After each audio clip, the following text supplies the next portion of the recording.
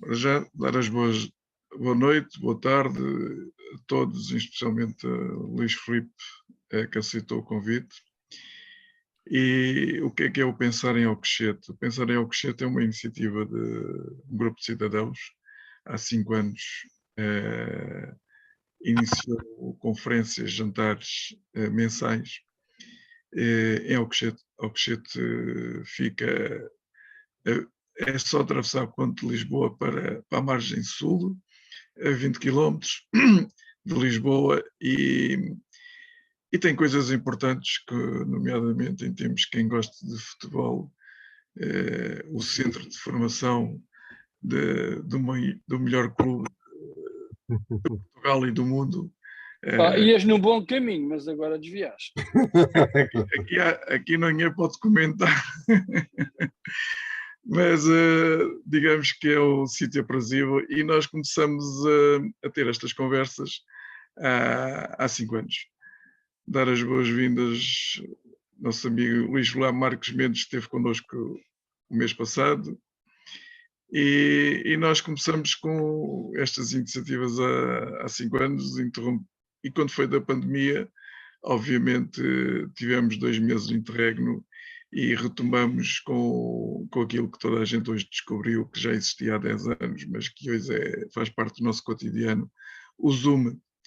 E em março, abrindo aqui um bocadinho a disponibilidade para as pessoas começarem a juntar e a juntarem-se, e nós retomamos as iniciativas com jantares presenciais. E, portanto, o nosso último convidado no mês de julho foi o Dr. Luís Marques Mendes, e ao mesmo tempo não quisemos perder a oportunidade de manter as ligações, mesmo os que tivessem jantar. Às 9h30 começávamos uma intervenção via Zoom. É neste enquadramento que eu agradeço ter aceito o convite do Luís Filipe, Doutor Luís Filipe. Isto habituamos a deixar os doutores e os professores à porta no Zoom para pouparmos a taxa, mas por ela ligação a outras pessoas amigas no Brasil, acho que é uma oportunidade de termos alguém que foi devidamente apresentado no currículo, com uma experiência vasta também empresarial e na política no Brasil. E quando é presencialmente, nós fazemos a entrega desta placa, que costumo dizer que daqui a 50 anos está bordada a ouro, um dourado, e que daqui a 50 anos alguém vai contar a história do que é que se fazia mensalmente com jantares e com Zoom. Com o Luís Filipe, fica um compromisso, após as eleições do Brasil, ou na primeira oportunidade, vier a Portugal, jantar em Alcochete, e ou eu ir ao Brasil, ou alguém ir ao Brasil, entregar em mão a placa que se entrega a todos. Muito obrigado. Desde há 4 anos e meio, pelo menos, a todos que connosco têm usufruído. E agora vou-me calar e deixar a oportunidade que falarmos sobre o liberalismo no Brasil.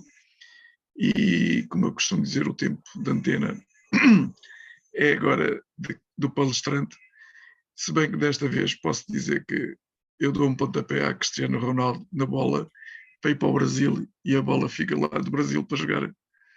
Obrigado, Luís Filipe. Obrigado. Muito obrigado, Zeferino. Obrigado a todos que estão me recebendo hoje à tarde, ao menos aí hoje à noite aí em Portugal. Estive aí no início do ano vendo a questão do coração do Pedro I, se poderia trazer para o Brasil. E amanhã, segunda-feira e terça, vamos lograr o sucesso disso. Vamos estar indo para Brasília para receber aí uma relíquia portuguesa que deixou muitas boas heranças aí, tanto em Portugal quanto no Brasil. Bom, isso dito, o que Pedro I representava, aliás, usando ele de abertura, Pedro I representava todos os ideais liberais que existiam na época, na sua época, início do século XIX. Representava fidedignamente. E ele teve a oportunidade de provar isso 2 vezes. No Brasil, depois indo para Portugal, mais uma vez, reiterou a sua missão. Mas do que a gente está falando? Que ideais são esses? O que isso representa? É botar isso tudo em contexto. Saindo do absolutismo que existia até o século XVIII, praticamente todo o século XVII, XVIII, né, uma transição aí iniciou-se de alguns países para separação de poderes, para transferir poder, que era poder arbitrário, poder absoluto, real, para uma carta constitucional. Então, limitando esses poderes por uma Constituição. Isso já havia nas constituições absolutistas. E ali houve uma transferência de poder, ou seja, uma limitação de poder por uma carta constitucional, mesmo dentro do contexto absolutista. E quando se inicia esse movimento liberal, aí começa todo um questionamento da fonte do poder do regente, o questionamento da hereditariedade, da unção religiosa e do mérito envolvido nisso. E aí começa lentamente a transferir esse poder para instituições que não eram mais hereditárias, não eram mais apontadas por unção divina, e começaram a ser apontado por questões de outros critérios. E, obviamente, que esses outros critérios, hoje em dia, o critério mais aceito e universal é pela eleição, pelo voto, ou pelo apontamento de quem foi eleito. Então, uma indicação de quem foi eleito. Então, existe aí ou é por eleição direta ou por apontamento de quem tem essa legitimidade pontual eletiva. E ele acaba nomeando para outros componentes aí do Estado. Bom, evoluindo aí durante o século XIX, aí, o conceito de separação de poderes se tornou bem onipresente. A maioria dos monarquias absolutistas sofreu uma grande pressão para limitar, não só limitar seus poderes, mas também separar os poderes em diversas outras entidades que tinham suas legitimidades. Legitimidade do judiciário, legitimidade legislativa, legitimidade executiva, legitimidade estabilizadora. Começou essa separação bem, eu diria que de uma maneira muito óbvia, através de várias revoluções, embates, assassinatos e uma série de coisas que ocorreu durante o século XIX. Como paralelo, existia uma evolução dos conceitos de Montesquieu, que já se predicavam aí e balizavam a organização do Estado em 3 poderes legítimos, como era o executivo, o legislativo e o judiciário. 100 anos depois, Montesquieu tinha um grande pensador que foi o Benjamin Constant, foi um suíço, foi parlamentar francês, e ele ali desenhou o que seria o modelo futuro do Brasil, apesar de a intenção dele não era necessariamente voltada ao Brasil, mas sim à França. Mas ali houve uma adesão, uma adotação do modelo de Benjamin Constant, que pregava não 3 poderes, mas sim 4 poderes, em que haveria um estabilizador. E, dentro de um contexto liberal, não é só uma questão política, existia também a não intervenção econômica. Então, que modelo é esse que a gente está falando? Temos que entender os impactos não só de estrutura política, mas também de estrutura econômica. Para que serviu o Estado, esse Estado moderno que surgia? Saindo do absolutismo hereditário e entrando para um parlamentarismo constitucional ou uma monarquia constitucional. O que acontece nesse quesito? Você tem a necessidade do Estado, primordialmente e essencialmente naquela época, era de garantir o território. Garantir o território, garantir, não poderíamos dizer a cidadania, mas garantir que as leis daquele território seriam executadas conforme a Carta Constitucional e que haveria uma força de proteção barra imposição dessas leis e aceites constitucionais, e que esses aceites constitucionais, por força da sua legitimidade, tinha que proteger a sua população, né? A Carta dos Direitos Humanos, a Carta do Direito do Homem veio com esse sentido. Uma vez você está criando, é um contrapeso, no fundo, os direitos do homem são um contrapeso ao poder constitucional que é dado às forças de Estado de exercerem poder no território. Então, qual é o contrapeso? O direito, dizendo que o homem tem direitos fundamentais, inalienáveis, indissociáveis, universais, e que não podem ser violados por Estado nenhum. E isso se tornou, então, um Estado que tem o poder, tem o monopólio da força, até no sentido do uso da força coletiva, tem a legitimidade de execução das leis e de tudo que for interno, tem até o poder de extrair poupança e renda da população para se financiar. No entanto, ele é limitado por uma série de direitos individuais dentro da Carta dos Direitos do Homem, que também depois se tornou, na Constituição Americana, também se tornou uma versão. Eu diria que a Carta dos Direitos do Homem veio depois da Constituição norte-americana. Tem até, eu diria que tem algumas expansões ali do que foi o direitos do homem, etc. Então, isso também é um conceito, o que é liberdade efetiva, se tornou um conceito delimitado por uma Constituição. A liberdade individual, ela é definida por Constituição e, ao mesmo tempo, ela é limitada por essa Constituição. Muito bem, então esse é o século XIX. Agora entra no século XX, o que acontece? O socialismo. Então, o socialismo, ele cria o quê? O socialismo cria um Estado totalitário em que as forças de Estado agora têm a obrigação, barra o dever, barra a legitimidade de relativizar todos os direitos individuais, direito de ir e vir, de associação, de consciência, direito de propriedade, direito de renda, e relativiza tudo isso para que o cidadão ele torne-se parte do Estado. Ele não é mais uma entidade individual, ele é visto como alguém que só tem direitos coletivos, os direitos individuais completamente relativizados. Por consequência, a intervenção, a política muda e a economia muda. E que tipo de economia, que tipo de política? A política torna-se muito mais autoritária, muito mais impositiva e muito mais interventora, excludente e perseguidora daqueles que são contrários ao modelo de Estado, ao mesmo tempo que ela se torna interventora na liberdade econômica, em que começa a balizar,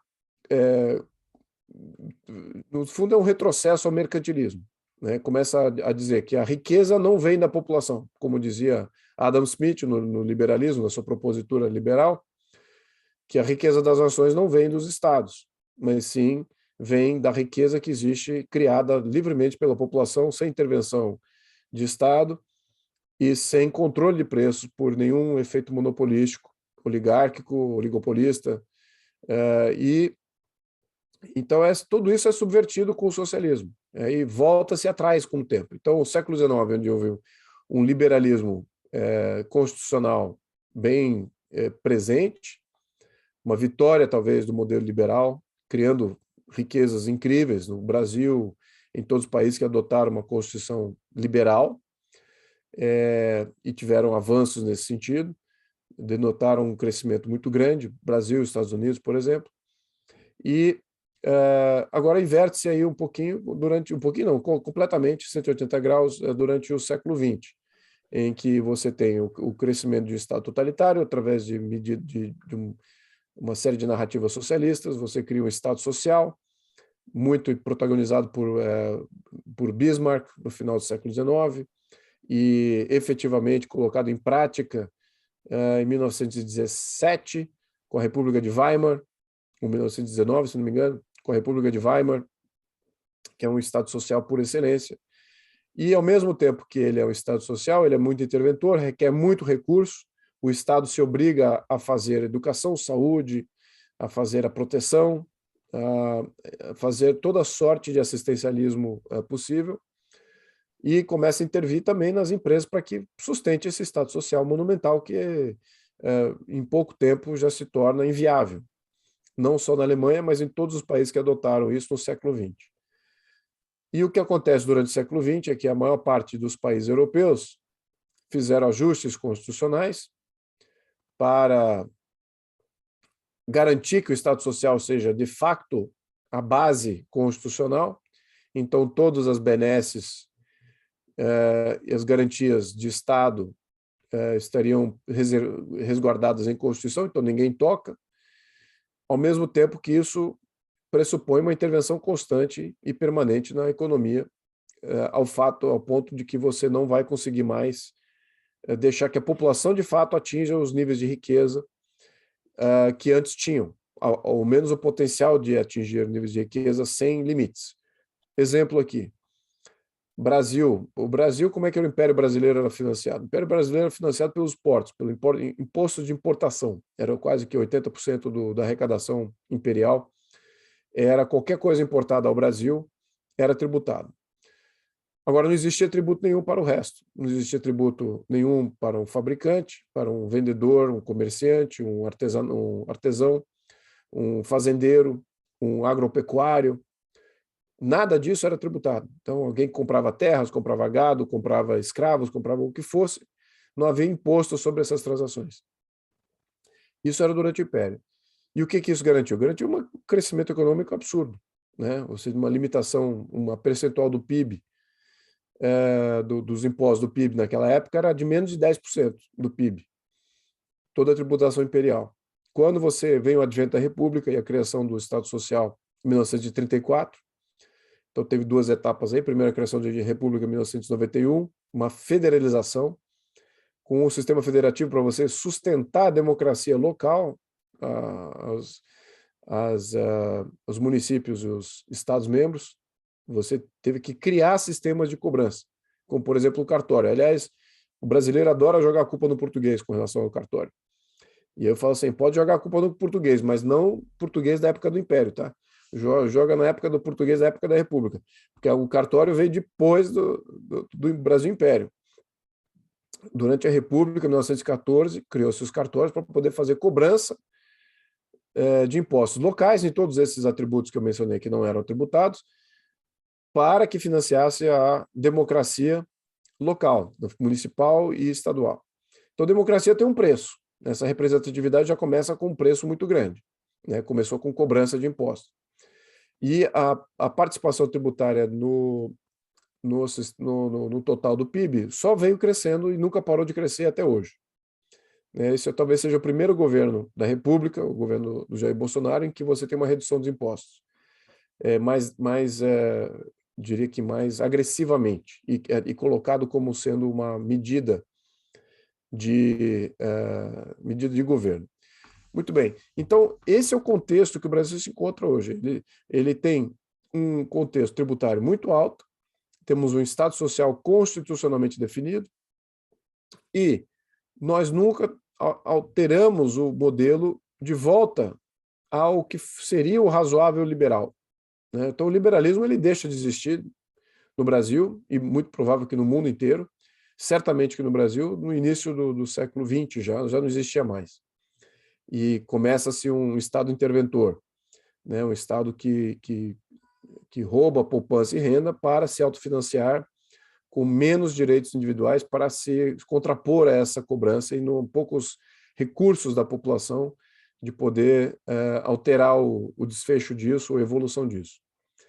E o Brasil não se alterou, enquanto que os países da Europa que adotaram o Estado Social, por exemplo, o primeiro que adotou o Estado Social foi a Alemanha, logo depois da Segunda Guerra Mundial, já fez grandes ajustes nos seus constitucionais, abandonou o Estado Social efetivamente.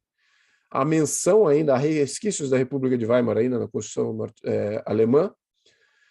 No entanto, eles adotaram um modelo não intervencionista na economia e impuseram limites no Estado, limites de endividamento, limites de ação. Então, eu diria que eles fizeram uma reviravolta completa, né? E reabraçaram os conceitos liberais. No entanto, eles eles fizeram uma nova síntese, talvez, do conceito liberal.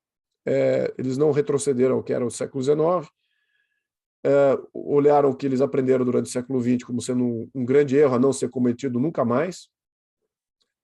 Ao mesmo tempo, eles mantêm o Estado interventor, mas com uma nuance. O Estado ele pode intervir para garantir a liberdade individual, para garantir a liberdade econômica, para garantir a liberdade política.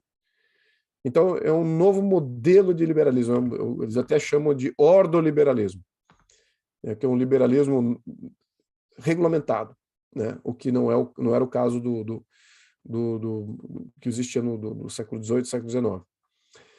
Muito bem. E os demais países fizeram também ajustes nesse sentido. Talvez alguns mais, outros menos. Estou falando da Europa. Mas o Brasil não. O Brasil continua com o modelo Estado Social sem reformas, como se estivéssemos aí no meio do século XX. Então, temos ecos vivemos ecos desse descalabro a toda eleição. A toda eleição, a todo ano, praticamente, o Brasil pode adotar uma medida populista, assistencialista social, e isso descamba completamente o modelo econômico. O Estado não tem limite, então você acaba criando toda sorte de potencial de cobrança. A população não é livre, ela não tem outro tipo de intervenção que os modelos europeus adotaram, por exemplo, iniciativa popular, referendo, não tem como fazer recall de mandato, você poder remover do poder alguém que foi nomeado para o poder. As agências reguladoras do Brasil são praticamente autocracias individuais, cada uma, se você tem uma Anatel que controla telecomunicações, ela pode impor multas, pode subir preços, pode aprovar fusões, aquisições, uma série de coisas que transformam o modelo completamente cartelizado, controlador de preços, no planejamento central, como se fosse a União Soviética. E aí de você reclamar disso. Então ainda temos esse modelo, né? A Europa, em geral, já fez ajustes, o Brasil não. E convivemos com esse perigo a todo esse ciclo eleitoral. E a dependência hoje em quem é eleito. Por isso que eu diria que a cada eleição o Brasil se torna uma grande novela, porque você depende exclusivamente da boa vontade de um governante para ele não botar a mão no pote de chocolate, porque ele pode fazer isso constitucionalmente, né? Ao menos presidentes, juízes, agora a gente vê como juízes também estão interferindo. Então, enfim, não há limitação de poderes, não há nada de liberal no Brasil. O Brasil é um país socialista, tá? Constitucionalmente socialista, economicamente socialista. Tivemos que passar recentemente uma lei de liberdade econômica para permitir e para dar alento ao pequeno e médio empresário, para que ele possa sobreviver. Caso contrário, regularmente ele não ia sobreviver. Com o sistema tributário, o sistema burocrático brasileiro, ele simplesmente não ia sobreviver. Aí você olha-se para trás e vai dizer, mas espera aí, então como é que o Brasil cresceu? O Brasil cresceu em função até, não de si próprio, mas cresceu em função das benesses da evolução tecnológica do mundo inteiro, não do próprio Brasil, e cresceu em função do mercado informal. O mercado informal é que garantiu que ainda existisse empregabilidade e renda e poupança gerada de outros meios, senão alternativos ao meio aprovado pelo Estado. Então, esse é que é o modelo que eu diria que a gente tem que combater. Nós abandonamos os conceitos liberais. Não existe igualdade perante as leis, os grupos de interesse todos têm subsídios, benesses e proteções especiais. As classes sociais são completamente... tem praticamente leis diferentes para cada classe social, e as divisões continuam, não é que elas se estancaram em um momento, elas estão sempre se subdividindo. Então, homens e mulheres têm considerações diferentes, diferentes raças têm diferentes considerações, índios, negros, asiáticos, etc. Cada um tem as suas benesses. Então, não existe igualdade perante as leis.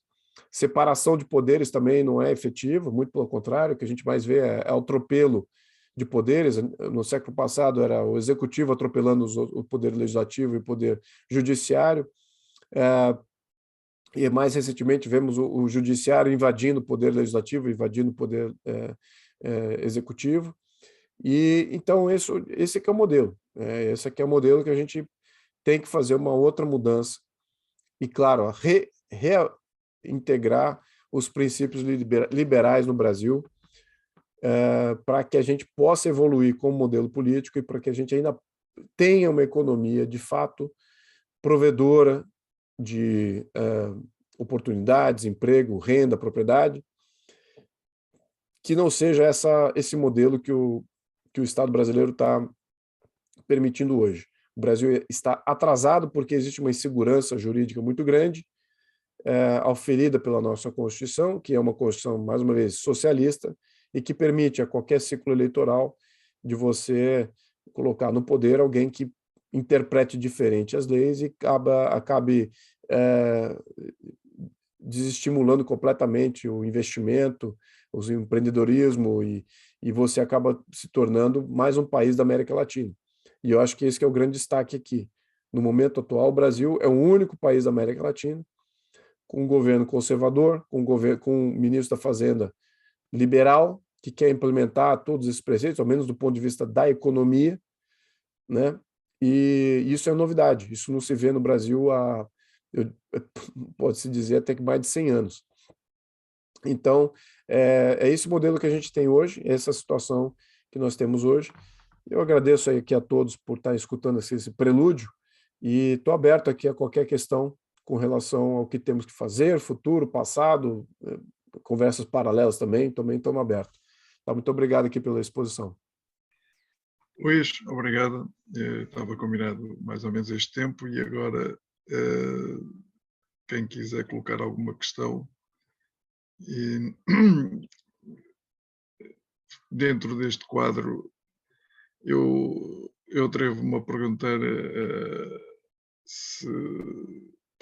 para suscitar aqui o debate, até porque nós tivemos a oportunidade de falar aqui há uns dias ao telefone que o Brasil vive um período pré-liberal ainda e, portanto, não instalado o liberalismo conforme se possa pensar.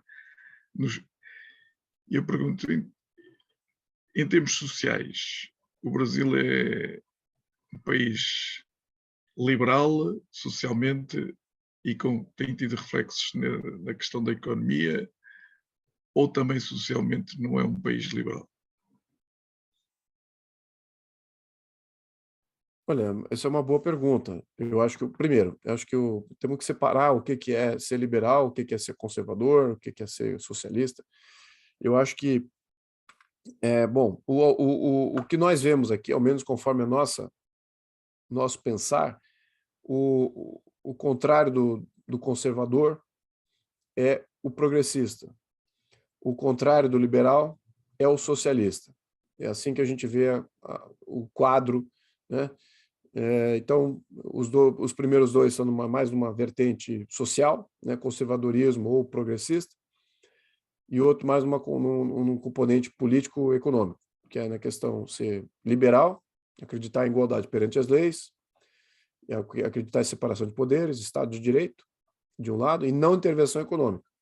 E o socialista, que acredita em fazer um Estado social, que é interventor politicamente, ele não permite uma série de liberdades ou desigualdades do ponto de vista socialista, e que intervém e assume aí, diria que os meios de produção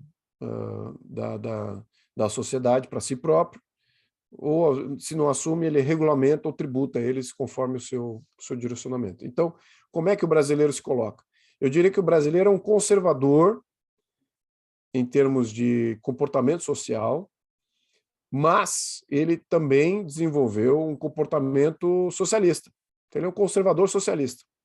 Então, ele não é um conservador liberal. Se a gente puder fazer essa mescla aí, conforme eu coloquei aqui. E por que ele é um conservador socialista? Primeiro que ele acredita na família, é um cristão, tem muito da ética e do comportamento de um país, não país, mas eu diria que uma sociedade não progressista. Eu já vivi em alguns países que eram majoritariamente progressistas, e o brasileiro é bem diferente disso. Então, isso afeta em tudo, afeta a moda, afeta o comportamento familiar, o consumo, os hábitos, os rituais, etc. Então, o Brasil é conservador, isso eu diria que é uma característica. Agora, o que foi incutido aqui na mente do brasileiro é a ajuda, né? Esse conceito de ajuda. E o conceito de ajuda acabou sendo institucionalizado. E o que significa isso é que é socialismo. Então, temos que ajudar, então não pode ser egoísta, você não pode ser sozinho, você não pode fazer nada, só empreendedor. Não é que ele é contrário ao empreendedorismo, é que ele vê como, eu diria que a diferença entre eu morei na França um tempo, você vê que a França é menos pomposa, não gosta muito de mostrar dinheiro, mostrar sucesso. Já a Alemanha é um pouco mais diferente. E certamente os Estados Unidos é bem diferente, né? Os Estados Unidos você mostra bens materiais a todo momento, sucesso individual. Então, o brasileiro está mais para esse lado, tá mais aparente a essa Europa continental francesa, talvez ibérica, de ser um pouquinho mais humilde, né? E não querer mostrar nenhum avanço, nenhum mérito acima dos demais, ao passo que os Estados Unidos, por exemplo, talvez o alemão seja um pouquinho assim também, demonstra um pouquinho mais de soberba individual. Então, aí você vê o comportamento, né? Então, aqui falar em liderar, eu falo muito isso no Brasil. Talvez eu seja o único deputado aqui aliás, talvez o único político que eu falo sobre liderança do Brasil. Eu falo assim, o Brasil precisa liderar, o Brasil precisa ser líder, o Brasil precisa se autoimpor liderança, o Brasil precisa dominar os países da América Latina. E isso não ressoa bem. Não vou dizer que gera antagonismo, ao contrário, eu digo que é a primeira vez que eles estão escutando isso. Porque, de fato, a gente sabe disso como país, ao mesmo tempo que tem esse lado humilde, mais socialmente voltado mais para o bem-estar social do coletivo, a gente precisa ser resiliente individual para ter confiança e também para propagar essa confiança para o sentido político. Então, respondendo a tua pergunta, o brasileiro ainda é muito humilde, ele ainda é muito voltado a querer ajudar o próximo, o que leva a várias forças políticas a querer institucionalizar isso, e isso é aproveitado pelo lado socialista das instituições. Então, temos menos dessa vertente de meritocracia, de heroísmo, de empreendedorismo, individualismo, que é o que eu acho que a gente precisa. Então, só deixando isso claro aqui. Então a gente diria que a gente está numa transição. Eu vejo muito discurso político que é descasado com uma realidade, é inacreditável. Por um lado, eles acreditam, não, tem que ter livre iniciativa, é verdade, temos que proteger os pequenos e médios empresários, é bacana, sim, ótimo, vou ter que viabilizar isso. Por outro lado, você tem o mesmo político que defende isso, ele defende um Estado social ainda muito maior, assistencialismo ainda muito mais abrangente. Então, eu falei, alguém não está conectando os pontos aqui, porque você, para financiar todas essas benesses, esse Estado social, você vai tirar recurso, poupança, que seria fluxo de caixa e investimentos aí da livre iniciativa, e vai tomar para si como sendo como se a burocracia soubesse o que é o melhor para a população. Enfim, temos essa dinâmica aqui acontecendo no Brasil. Então, temos culturalmente, para ser de fato um país liberal, precisa acontecer na cabeça antes, na opinião pública antes, e entender a extrapolação disso no ponto de vista de organização de Estado. Isso não aconteceu ainda. Então, estamos no começo. Enquanto ninguém levanta a mão para colocar aqui alguma questão ou comentário, o Danilo Salvaterra, não sei se deve ser a partir de Santo Tomé, estás sem microfone, tens que ligar o microfone, senão não te ouvimos. Neste momento até estou em Lisboa. Estás em Lisboa aí. Há dias. Olha, prazer todo meu em estar aqui a assistir aqui, embora só apanhei a parte muito final, mas despertou-me bastante interesse, espero poder ver a gravação. Mas a minha pergunta é, até que ponto o Brasil Brasil liberal tem servido o benefício dos brasileiros. Isto por quê? Porque vê-se que no Brasil há um nível de pobreza bastante elevado, a contrariar com o nível de riqueza também que se vê bastante elevado na posse de 2 ou 3. É só lembrarmos um bocado que num passado recente o Eike Batista era o 7º homem mais rico do mundo. Entretanto, a pobreza no Brasil vai crescendo.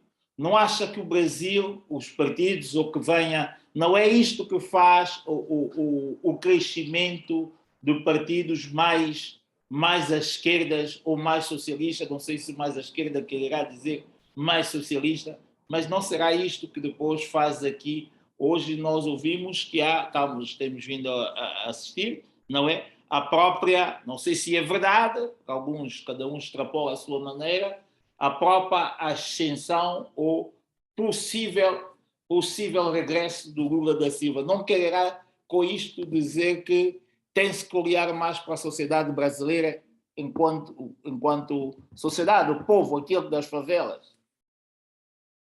E como é que um partido liberal pode fazer superar este déficit? Perfeito, muito bem. Olha, a pobreza no Brasil tem caído, tá? Independente dos desgovernos. Hoje, o que nós consideramos pobreza afeta 10 milhões de habitantes no país, sendo que nossa população é de 220 milhões, bem mais de 210 milhões. Então, caiu substancialmente aí e de uma maneira bem constante. Como é que ela tem caído? Ela tem caído em função das políticas adotadas, que são políticas mais sociais e políticas de alta intervenção na qualidade de vida da população, com garantia de saúde, educação, garantias assistencialistas, ou será por expansão do capitalismo e do conforto gerado por novas tecnologias e novos produtos e serviços mais bem produzidos, de uma forma mais barata no mundo. E o Brasil, eu diria que a resposta é os dois. Em parte, o Estado Social gerou benefício, não tenho a mínima dúvida disso, mas, em parte, ele gera entraves para a sustentabilidade do próprio Estado Social e dessas garantias. O que acontece no modelo brasileiro é o que acontece na Argentina. Claro que o Brasil é muito mais dinâmico que a Argentina, muito maior que a Argentina. Então, o que acontece na Argentina? Lá tem o Estado Social desde 1946, o Brasil também. Então, se você for falar, o liberalismo tem imperado no Brasil, não. O que aconteceu?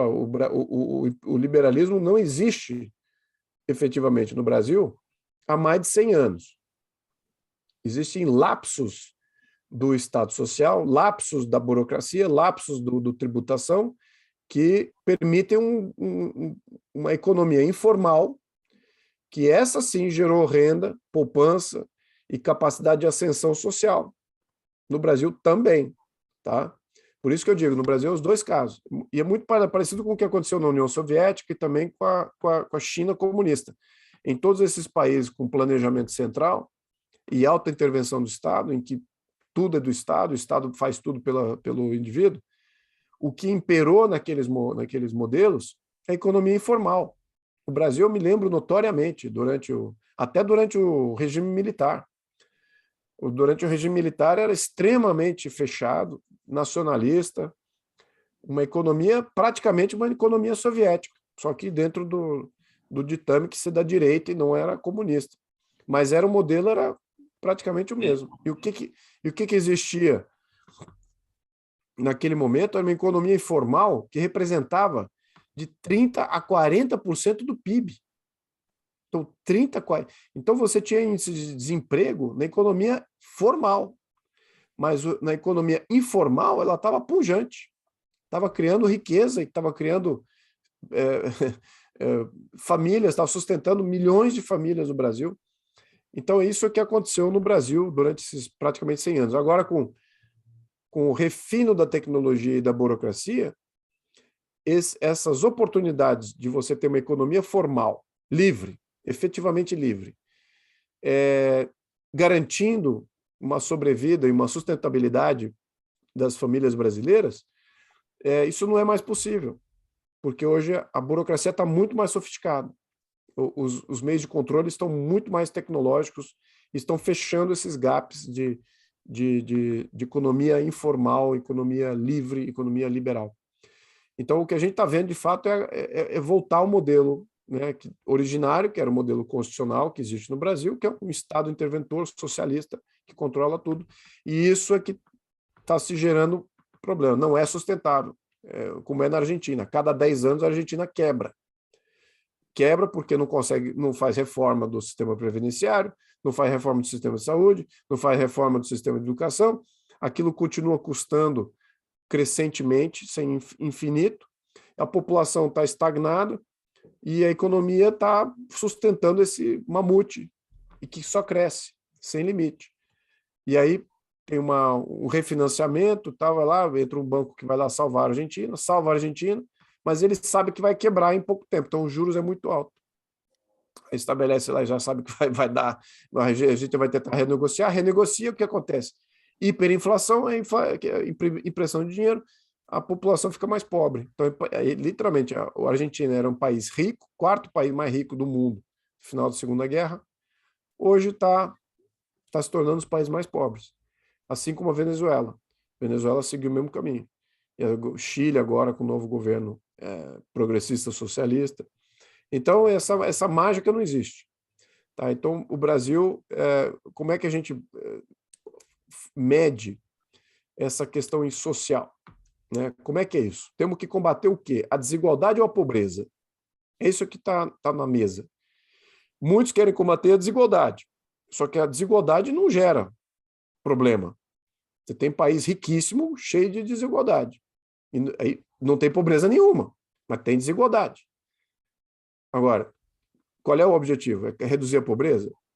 Se é reduzir a pobreza, na meu ver, o que tem reduzido de fato a pobreza, o que tem criado mais impacto sustentável, na minha opinião, é essa economia pujante que antes existia dentro da economia informal, mas que agora está em risco de não ter mais uma economia informal, porque temos uma burocracia crescente, altamente tecnológica, e que está fechando esses buracos. Então, tem que reformar o Estado.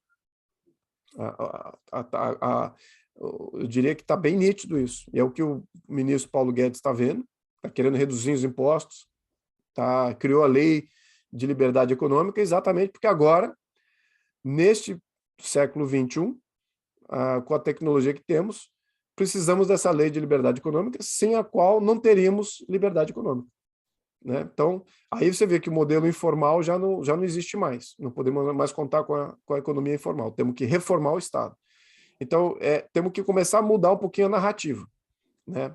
O capitalismo no Brasil, a livre iniciativa no Brasil, ela nunca foi livre. Ela foi sempre regulamentada. Ela foi sempre permitida. De fato, liberal não existia. Existia um mercado informal, liberal, sim. Esse, sim, garantia muita coisa. Então, assim como a gente tem que olhar a coisa, tá? Só para deixar um pouquinho. E a pobreza tem caído no Brasil. Hoje são 10 milhões de habitantes. Em termos de percentuais da população, bem baixo. Eu me lembro da época dos anos 80, que a pobreza representava praticamente 30% da população, 30%, 40% da população. E eram governos liberais. Perdão? E eram governos liberais. Nos anos 80? Sim, sim. Olha, nos anos 80 teve muita intervenção do Estado. Era mais liberal do que hoje. Era mais liberal. Mas o que tinha naquela época também? Protecionismo. Então, internamente era mais livre do que hoje. Mas tudo era protegido. Havia substituição de produto. Então, eu me lembro nitidamente, os primeiros computadores tinham que ser fabricados no Brasil. A memória, os chips, tinham que ser fabricados no Brasil. Os carros todos, 100%, tudo fabricado no Brasil. Então, pode-se dizer, é verdade, era mais liberal, era mais livre. No entanto, era fechado ao comércio internacional. Então, isso não era liberal internamente. Eu diria que hoje em dia não seria um problema até se a gente voltasse a esse modelo para estimular a economia, como sendo propulsor. Mas qual que é o que que a gente precisa ver? O que que é o ruim de cada um? Qual o ruim do modelo liberal? O modelo liberal, ele simplesmente não coloca em prioridade desigualdade social. O modelo liberal gera desigualdade social. Agora, a questão é, o modelo liberal ataca a pobreza? Sim, ataca a pobreza. E de uma maneira sustentável. Você não precisa de intervenção de Estado para atacar a pobreza no modelo liberal. É mais emprego, mais oportunidade, mais emprego, mais oportunidade. E isso, naturalmente, ataca a pobreza. Existe ainda segmentos da sociedade que são incapazes? Existe, claro. E para esses, aí sim, você pode ter um modelo mais assistencial. Esses segmentos incapazes. Agora, o segmento da sociedade que é produtivo, é contraproducente você ter assistencialismo a quem é produtivo, é o que está acontecendo hoje, muito por questões pontuais aqui, né? Questões de narrativa política e tal. Está tendo uma discussão muito grave. Por quê? Você tem assistencialismo, o Estado Social já cobre muita coisa do brasileiro, já garante muita coisa do brasileiro, e acima disso aí você ainda tem o assistencialismo, o que inibe, em muitos rincões do Brasil, inibe trabalho. Então, a pessoa, não vou trabalhar. Ele é capaz, ele poderia estar trabalhando, poderia estar sendo empregado, mas não. Ele está recebendo do governo, está tranquilo. Vai fazer, se eu for trabalhar, então eu não trabalho por menos de tanto. Então, você gerou uma classe que não precisa não é incapaz, poderia estar produzindo, mas está incentivada a ficar em casa. E eu vejo isso como sendo um problema, porque ainda existe pobreza no Brasil.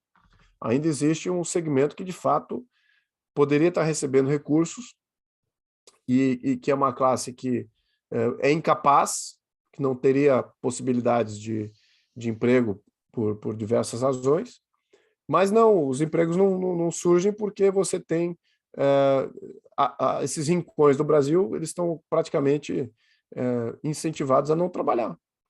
Então, nenhuma empresa vai se estabelecer lá. Eu vejo vários empresários me falando que algumas regiões, sobretudo as mais pobres, depois que começaram a receber Auxílio Brasil, Bolsa Família, Bolsa Brasil, que eu sei lá como é que eles chamam, eles não conseguem mais fazer uma fazenda lá, fazer uma fábrica lá. Então, você como empresário fala, então eu não vou lá, eu não vou investir, não tem mão de obra. Lá só tem gente desempregada que quer se manter desempregada. Então você gera toda a sua distorção. E aí a pobreza efetiva você não está combatendo de maneira sustentável. Esse aqui é o grande problema aqui. Então aí você vai falar, ok, o lado negativo, então, do liberal, que você tem um não comprometimento com o combate à desigualdade, no entanto, você tem um contrapeso. Você tem talvez uma criação de emprego e renda e oportunidades de uma maneira mais sustentável, o que de fato combate a pobreza. Já o modelo de Estado Social, ele não é sustentável, ele busca a igualdade social, ele tenta tirar de quem mais produz e quem mais faz e transferir para quem menos faz e menos produz ou que não faz nada.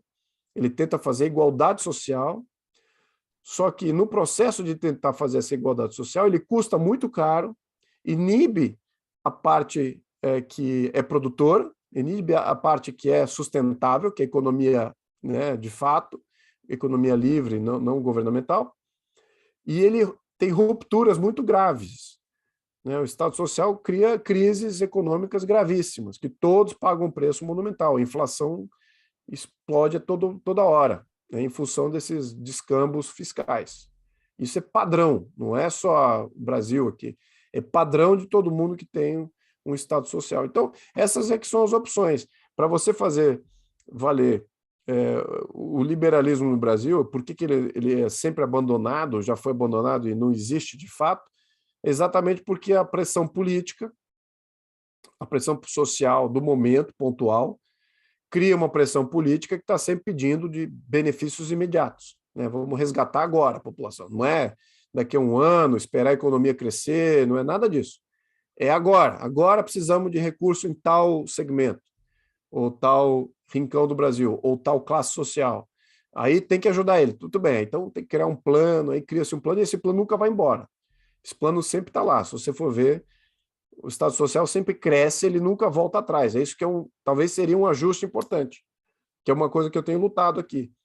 Você quer fazer assistencialismo? Ok, faz. Só que faça temporário, faça com objetivo claro, faça cuja a meta é a redução daqueles que dependem do programa, e não a inclusão cada vez mais dentro do programa, e criar sempre mais programas e expansão do programa. Muito pelo contrário, essas intervenções têm que ser pontuais e com locais, não do planejamento central, tem que ser local, na cidade, no município, eles sabem quem é que está desempregado, quem é que está tendo problema, e tem que ter uma meta bem clara e uma data de expiração, ao menos para uma reavaliação.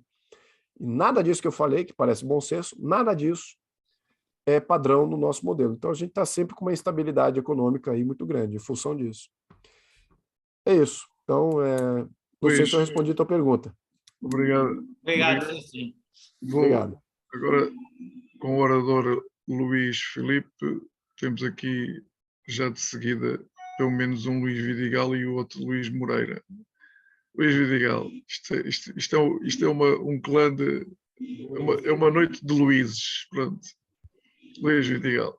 Não, pronto, eu não sei como é que o Luís vê a questão do rendimento básico universal, que é uma coisa que neste momento é uma proposta mesmo do Fórum de Davos, e neste momento mesmo as grandes economias do mundo neste momento veem isso até como uma resposta à hiperdigitalização das sociedades e, portanto, à redução tremenda de custos. Neste momento conseguem-se reduzir custos através da hiperdigitalização e, portanto, e com isso uma grande concentração de renda, sobretudo, e está-se a verificar, as desigualdades estão a aumentar com a hiperdigitalização das várias sociedades. E depois está a acontecer uma coisa que é, essas desigualdades geram, obviamente, baixas de consumo, porque obviamente há baixas de renda na sociedade, e não havendo renda na sociedade, não há consumo, não há produção, e portanto entramos aqui num ciclo vicioso e é preciso rebentar. E neste momento não são os Estados socialistas, estamos a falar de propostas de Davos, pode-se dizer, é uma proposta de Estados globais, mas são Estados claramente liberais, sem sombra de dúvidas, mas que já perceberam que o liberalismo, que eu costumo dizer que há aqui um quadrante, isto talvez uma visão um bocado académica, há um quadrante entre a ordem e o caos, não estou a falar aqui em democracias, é ordem e caos, e há o analógico até o hiperdigital. E nós podemos ver neste quadrante, por exemplo, um hiperliberalismo conduzir uma sociedade ao caos, completamente ao caos. Por exemplo, eu ouvi fazer a apologia do informalismo, o nível de informalismo do Brasil é completamente inaceitável para um país normal desenvolvido. Um país desenvolvido, e eu que fui responsável pela informática dos impostos aqui em Portugal, digo, é impossível ter uma sociedade com mais do que 15% de informalismo, entramos mesmo em subdesenvolvimento puro e descontrole completo da sociedade. Não estamos a falar aqui em condicionar o cidadão, em condicionar a empresa. É que saber que ela existe. É saber que isto existe. O problema do Brasil é que nós não podemos ter um liberalismo para as elites e depois ter aquilo que se chama o Joe Nobodies, portanto, tudo o que é gente que não sabe que existe, que não existe. A pobreza, e atenção, o Brasil voltou ao mapa da fome. É preciso perceber mais. No índice do desenvolvimento humano, comparando, por exemplo, o Brasil com a Argentina, o Brasil está em oitavo, no lugar 84, a Argentina está no lugar 46.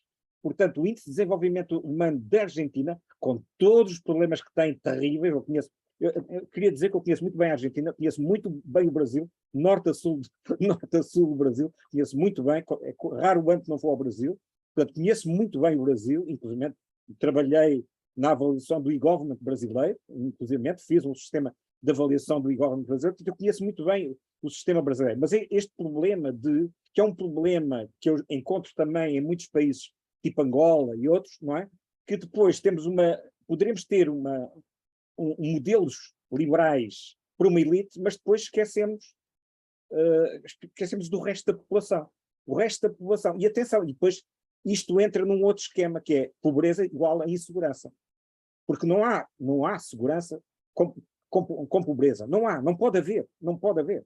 E, portanto, eu tenho que, obviamente, atuar das duas uma. Ou então tenho que armar os cidadãos de bem, pô-los todos com armas para nos defendermos dos Joe Nobodies. Portanto, como é que isto liga? Como é que estas coisas todas ligam? Segurança, liberalismo, inclusivamente economia informal, portanto, acreditar no modelo de desenvolvimento através da economia informal, portanto, estão fora do sistema, completamente fora do sistema. Onde é que estão os elevadores sociais? Atenção, porque então é preciso também saber, isto qualquer Estado europeu se preocupa, não é um problema só de Estado social, é os elevadores sociais, porque eu só consigo ter elevadores sociais com educação e com saúde, obviamente, mas se eu até nem conheço, nem sei onde estão as pessoas e o que fazem. Por exemplo, o que está a dar agora do Auxílio Brasil, os 41 mil milhões que estão a ser despejados de helicóptero, sem condições de ir à escola, sem condições, isso é o pior que se pode fazer nesse aspecto, porque é pura e simplesmente despejar dinheiro. E eu não estou a ver que isto seja, por exemplo, uma medida liberal. Aliás, pelas suas palavras, percebi que também não concorda propriamente. É agora uma medida de última hora, mas despejar este dinheiro sem condições, sem estar associado a um elevador social, eu não sei, quer dizer, entramos no ciclo vicioso. O ciclo vicioso da pobreza, da desigualdade, da insegurança, e o Estado, e continuamos a colocar grades nos condomínios, não é? Portanto, que é aquilo que eu vejo no Brasil, é muitas grades, muita defesa, muito armamento, é o que eu vejo no Brasil, mas não vejo, e não estou a falar aqui de economias planificadas, não, nada disso, não precisamos disso, podemos ter liberalismo num país com elevadores sociais, controlando, atenção, grandes concentrações de renda provocados para ir para a digitalização. Atenção, que há, e basta ver como é que estão a crescer as grandes fortunas no mundo, é por causa da hiperdigitalização. Isto precisa de um mínimo de regulação, do mínimo. Atenção, regulação não é centralização. Regulação não é centralização. O Estado pode ser um Estado mínimo regulador. E continua a ser um Estado liberal. Pronto, desculpe, eu se calhar fiz mais uma intervenção do que perguntas, mas eu vejo na sua intervenção um pouco um conjunto de contradições e talvez deixar de lado muitos milhões de pessoas. Muitos milhões de pessoas. Se acreditar que depois que os brasileiros vão ser todos, digamos, empresários, não é? E empreendedores, é um pouco, só talvez daqui a 50 anos tenhamos o Brasil desenvolvido. Quer dizer, Luís Filipe, o Luís Vidigal tem sempre esta magna tolerância, porque nos nossos jantares presenciais é um grande suporte técnico para levarmos a nossa mensagem, ou a mensagem do orador em cada jantar muito mais longe. Portanto, foi aqui um bocadinho mais a tolerância da intervenção. Luís Filipe, a palavra está desse lado. Eu discordo completamente, praticamente, do que foi dito aqui.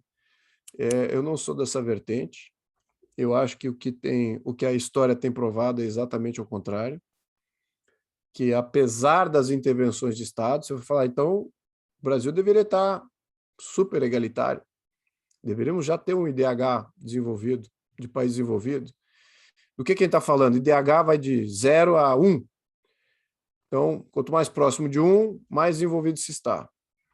O Brasil está com 0,78, por aí, perto de 8, 0,8 na média, né? Tem estados do Brasil que está acima dessa média, tem áreas do Brasil que está bem abaixo disso.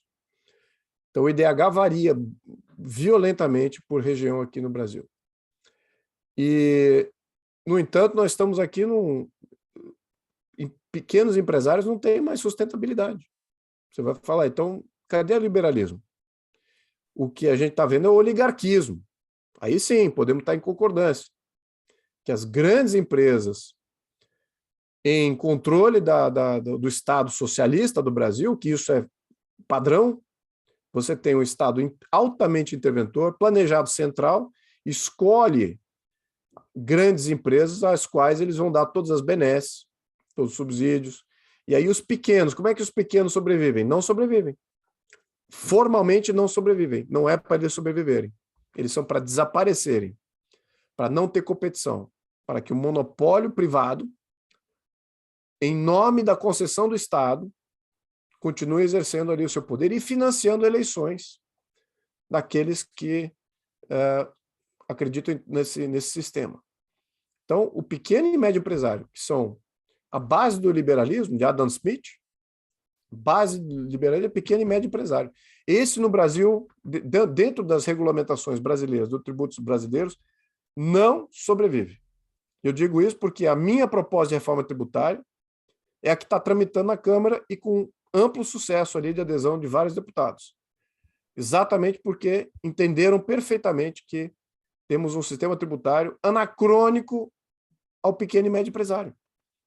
Então, se é um argumento a ser feito aqui, é exatamente o oposto. Fala assim, olha só, o quanto de intervenção de Estado teve, o quanto de imposto teve, de quanto de máquina pública, de assistencialismo foi feito no Brasil e é que ainda temos pobreza. O Brasil deveria estar entre os países mais desenvolvidos do mundo. Isso não tem a mínima dúvida. Mas não é através de intervenção do Estado, não é através de tributação, não é através de programas assistencialistas, não é através disso aí, não. Não é através disso que vamos chegar no primeiro mundo. Porque nós já temos esse modelo, e esse modelo está falhando. Está gerando inflação, está gerando descontrole fiscal, está gerando falta de investimento, baixo investimento.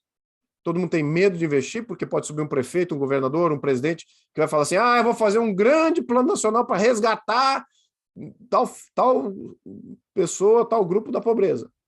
E aí o que acontece? Mas peraí, já viram qual é o orçamento da União? Vamos falar de orçamento, então. 2 trilhões de reais, mais ou menos.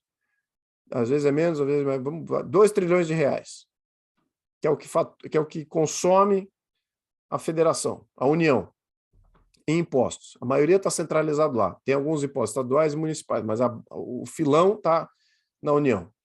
2 trilhões. Para onde vai esse dinheiro? Desses 2 trilhões, você tem previdência, consome boa parte. Então está todo mundo se aposentando. Ou seja, não trabalho, não produtivo. Depois tem outro maior custo, é funcionalismo público, que está ali na máquina pública federal, tal, consome outro tanto. Aí você vai baixando. Saúde para todo mundo, o SUS, saúde estatal. Depois você tem educação. Depois você tem ainda programas assistenciais. Sabe quanto que sobrou desses 2 trilhões? Menos 200 bi por ano. Aí você vai falar assim, peraí, e os investimentos em infraestrutura? Cadê? Que o que multiplica de fato realmente as oportunidades é a infraestrutura. Você tem interconexão do Brasil, das cidades, com ferrovias, com hidrovias, nada disso acontece. Tudo é concessionário. Quem é que tem a concessão? China, Estados Unidos, Inglaterra, tradicionalmente. Esses eram os concessionários. E o que eles fazem? Cobram pedágio. Eles cobram pedágio para viabilizar os investimentos dele. Então, ou seja, você é cobrado por um Estado que supostamente deveria dar infraestrutura, que seria uma necessidade básica, mas não. Está tudo indo para o Estado social, assistencialismo e tal. E o que é de fato multiplicador e sustentável, que é essa parte de infraestrutura que viabilizaria toda uma economia? Não, de jeito nenhum. Então, a nossa infraestrutura é terceirizada. E a nossa segurança? Cadê a nossa defesa? Isso entra em dívida. Estamos aí falando de dívida. Então, você veja, o orçamento da União é de 2 trilhões, ou seja, de receita tributária. Receita tributária é de 2 trilhões, entra 2 trilhões por ano. O Estado custa 2,2 trilhões, ou seja, está em déficit primário. E aí, mas isso não é bastante, porque o nosso total orçamento não é de 2 trilhões. O orçamento total anual do Brasil é de 4 trilhões e 300. Então, peraí, então, de onde vem esses 4 trilhões aí se ele arrecada 2? Como é que é esse negócio? Como é que ele fecha essa conta? Ele vai gastar 4 trilhões, arrecadando 2? Como é que é isso? Endividamento.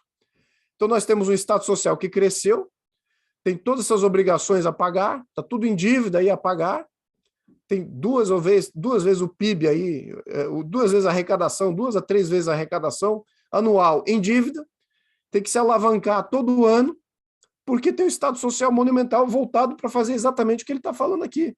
Resgatar, aumentar o IDH, dar uma qualidade de vida aqui e ali. Está tudo endividado. Aí você fala assim, isso não tem impacto nenhum? A inflação, o que que é? É a população toda pagando preço. Inflação é a população toda pagando preço. E mesmo, só que não é só isso. Você está gerando um impacto de não investimento, de baixo investimento, baixa poupança, baixa renda, porque tudo é caro. Os impostos têm muito efeito cascata, tiram renda da população. E quem paga os impostos, você acha que o oligarca paga imposto? Os ricos pagam imposto? Eles se protegem ou vão embora. Eles migram, são os primeiros a ir embora. Então os caras ficam aumentando carga tributária com essas ideias. Vamos botar quem ganha mais, paga mais. Tal. O rico vai embora. Aí fica quem? Fica a classe média, pagando um absurdo de imposto. É isso que está acontecendo no Brasil e é por isso que o Guedes está tendo sucesso. Porque ele está indo contra essa visão. Está indo draconiamente contra tudo isso que a gente pontua e que você está defendendo aí.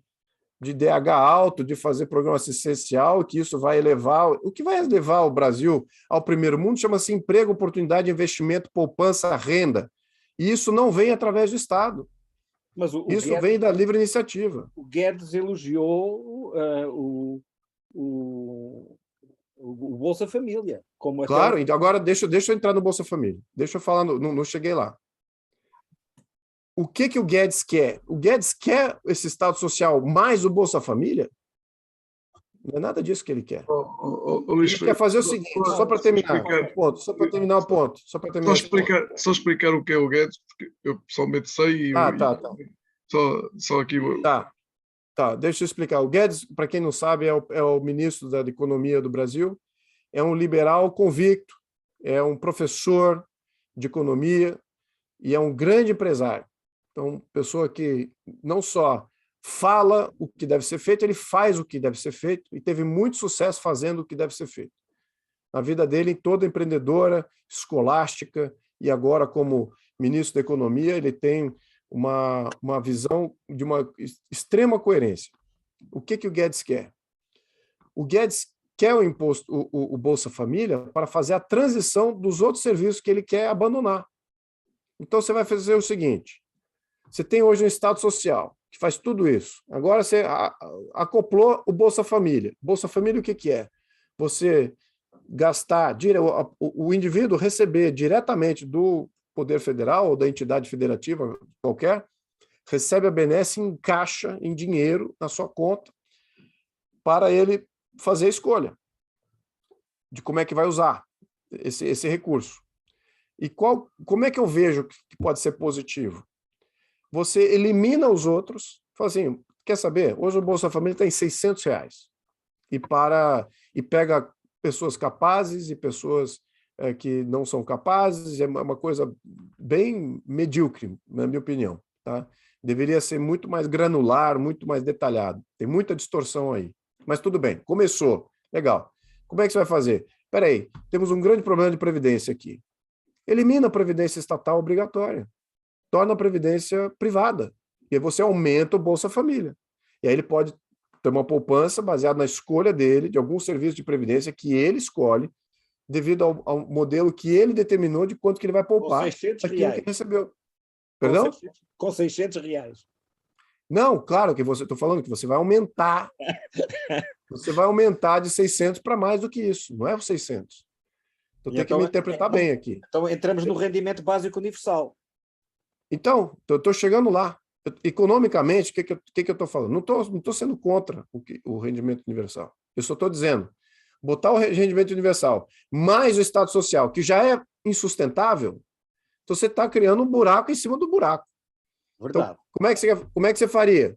Você faz uma migração, você reduz o Estado Social, reduz previdência, reduz assistencialismo na saúde, reduz educação estatal, você transfere para o rendimento universal cada vez mais, e aí o indivíduo que recebeu aquele rendimento, ele faz a escolha.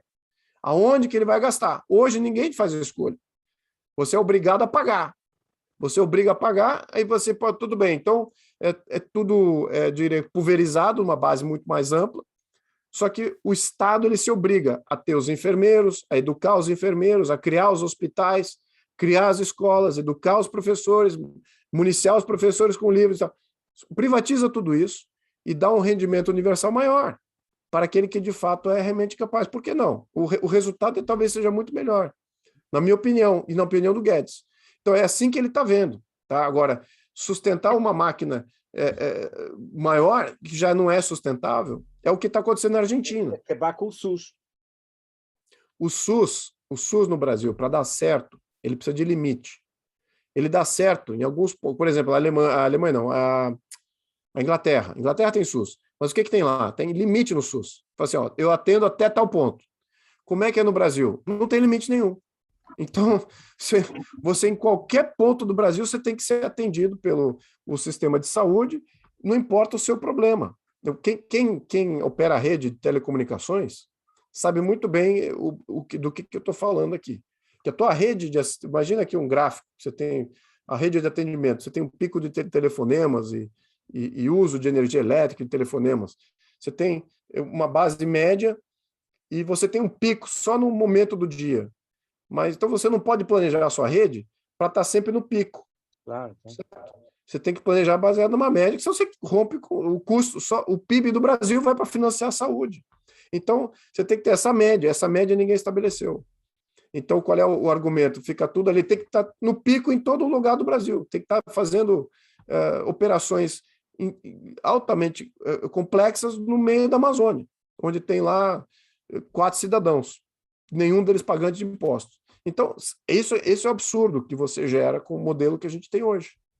Então, a discussão da Europa que existe hoje é uma discussão talvez mais sã do como equalizar e como sintetizar essas vertentes liberais com o assistencialismo para aqueles que realmente precisam.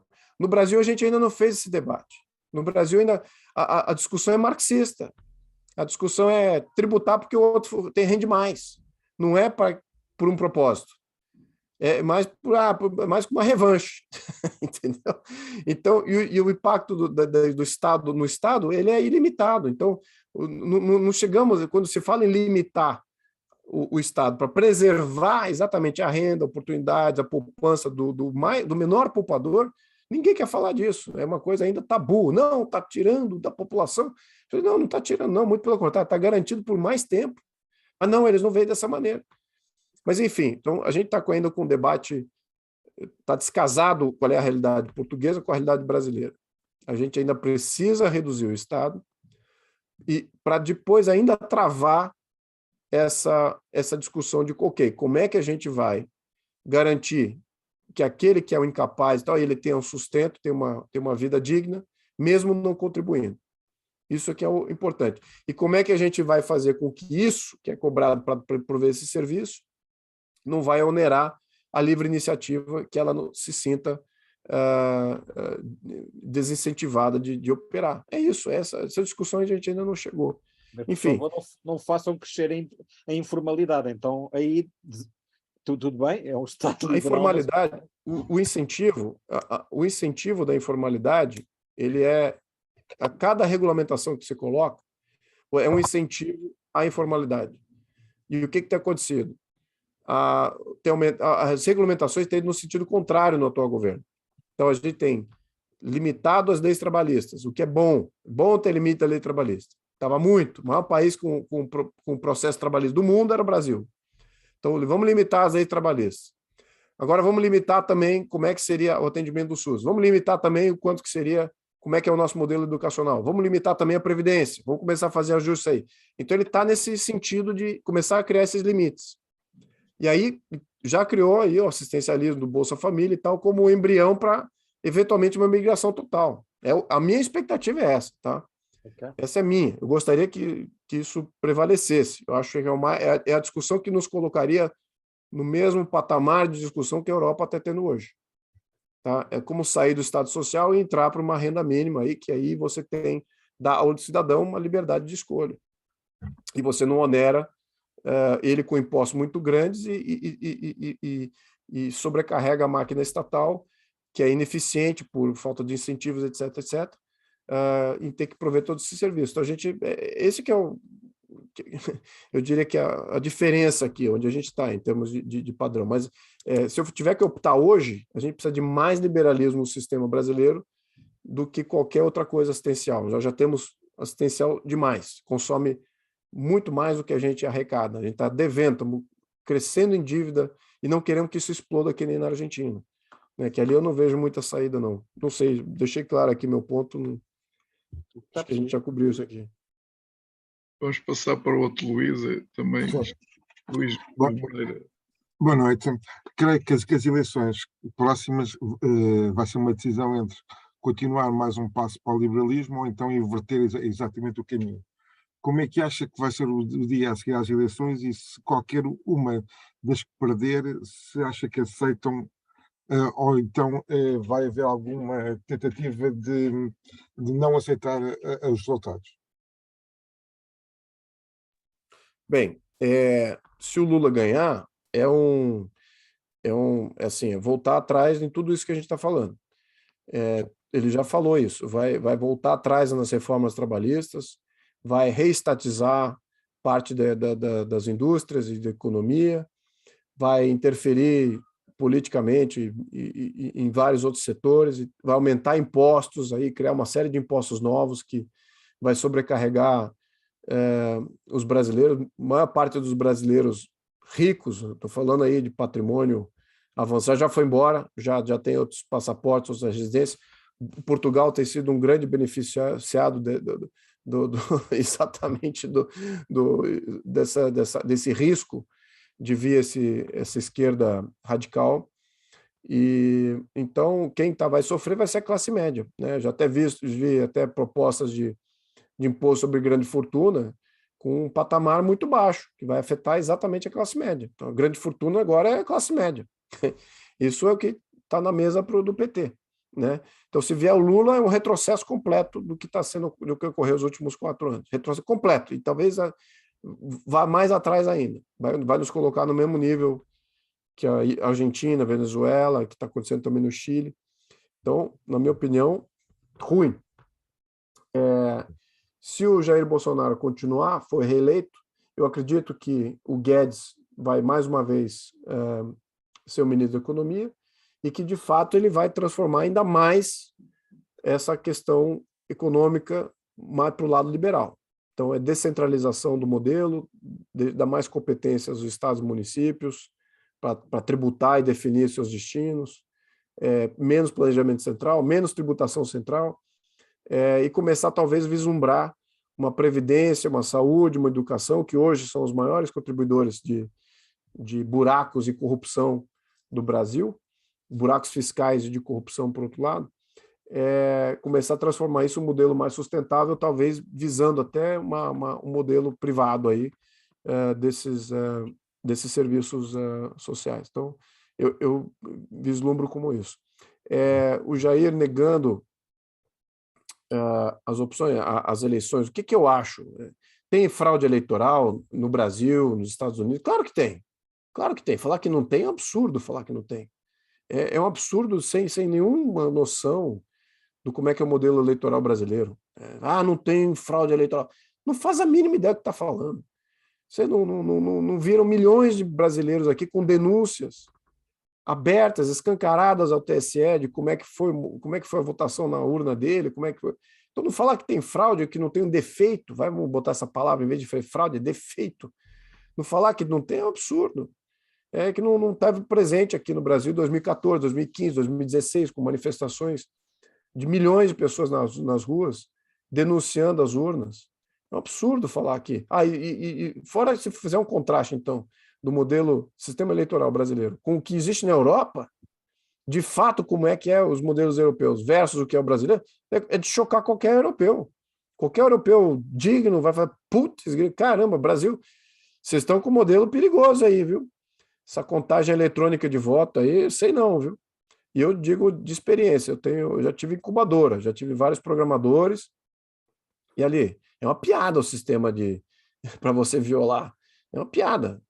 Isso, fraude eleitoral sempre ocorreu, né? Diferentes intensidades, mas sempre ocorreu. E os Estados Unidos também, aí é o oposto. Lá, diria que lá tem mais de 1.000 pessoas presas por fraude eleitoral, sempre teve. Mais de 30 anos que prendem pessoas por fraude eleitoral nos Estados Unidos.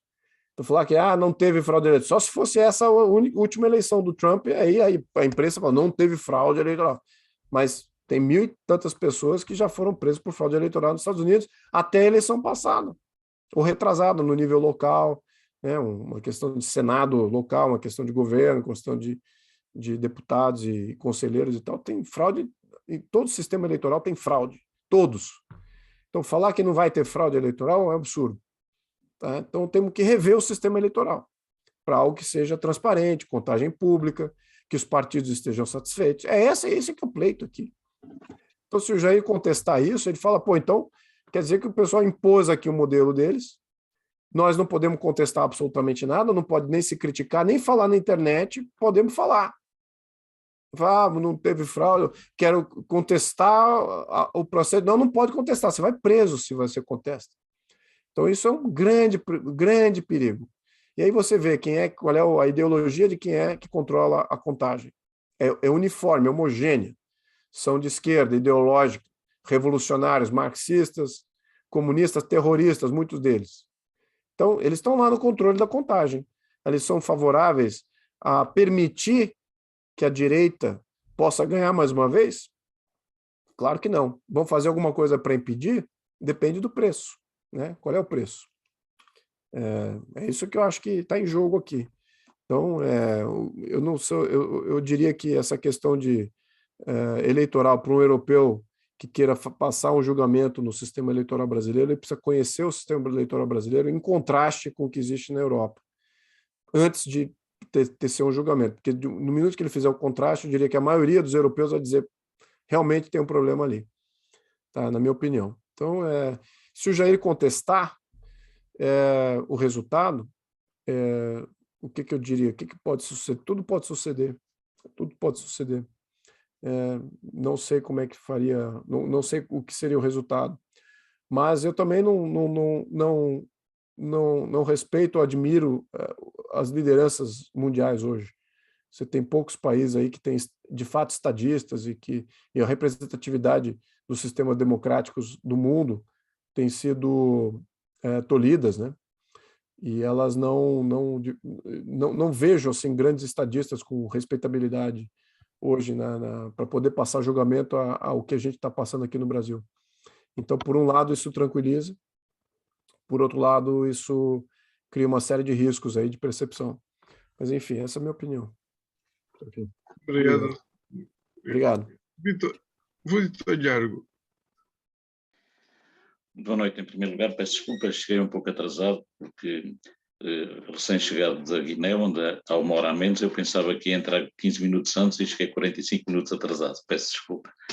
Mas, curiosamente, quando comecei a ouvir, falou exatamente de uma questão que eu lhe queria perguntar, que é a pobreza no Brasil. Fico muito admirado quando me disse que os números baixaram para 10 milhões, porque li um estudo do Instituto de Mobilidade e Desenvolvimento Social de há 2 meses, que começa por dizer que a pobreza recorde no Brasil, com 47,3 milhões de brasileiros. É um estudo completo, estado a estado, onde mostram estes números, e eu não tenho como poder desmentir, dada a complexidade do estudo que provavelmente conhece, não é? Depois há uma outra questão que me chamou agora a atenção com base nesta última intervenção sua. O Bolsonaro está há 4 anos no poder. Se não conseguiu reverter a situação ao ponto de conseguir que as eleições sejam um bocado mais justas, ou que não haja fraude, isso pode ser uma prova de uma incompetência total da sua equipa. Ele tinha a obrigação de ter modificado tudo aquilo, ou então está à espera de ganhar alguma coisa com isso. Eu não acredito que quem está no poder tem a obrigação de ser ele a garantir a justiça nas eleições, que é a pedra base de qualquer democracia. Se ele não o faz, alguma coisa deve querer ganhar com isso, penso eu. Se calhar posso estar enganado. São as 2 perguntas que eu lhe queria deixar. Perfeito. Bom, questão de pobreza. Olha, a gente precisa entrar na semântica aqui, porque ela é relativa, sempre é relativa. É relativa ao momento, o que que você considera pobreza.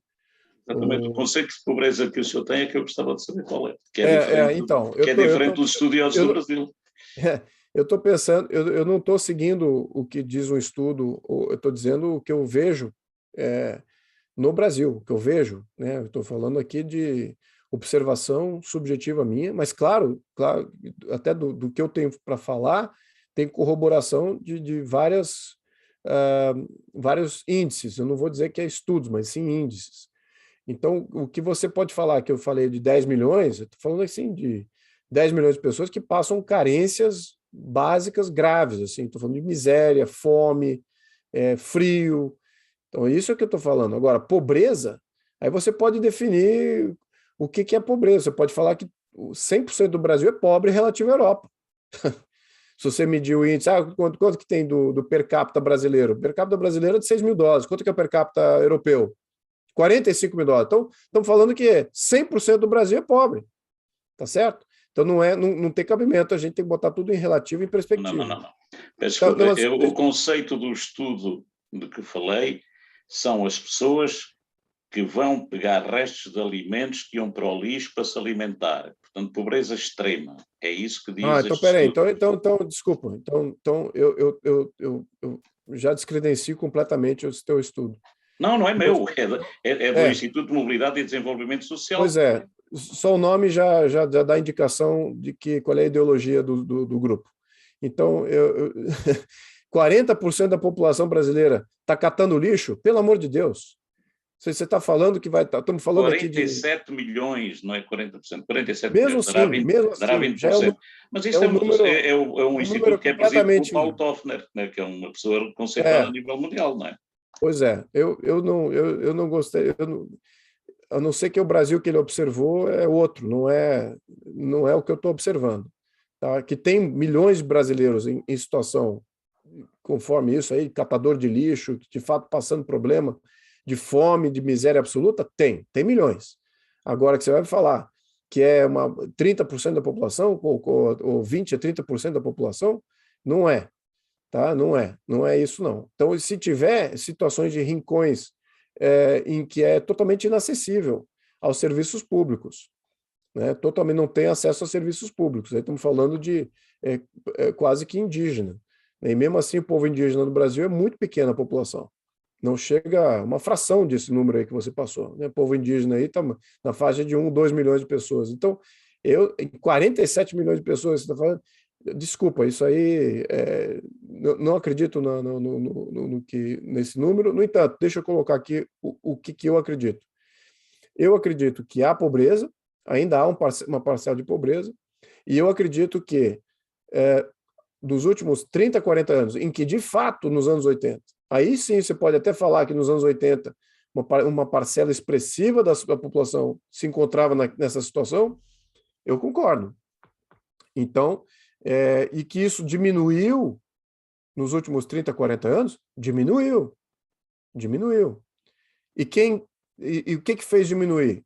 A economia informal, como eu falei, né? Falando de gente que não trabalhava com carteira assinada, empresários que montavam empresa sem registro, não pagavam impostos, não contribuíam para nada.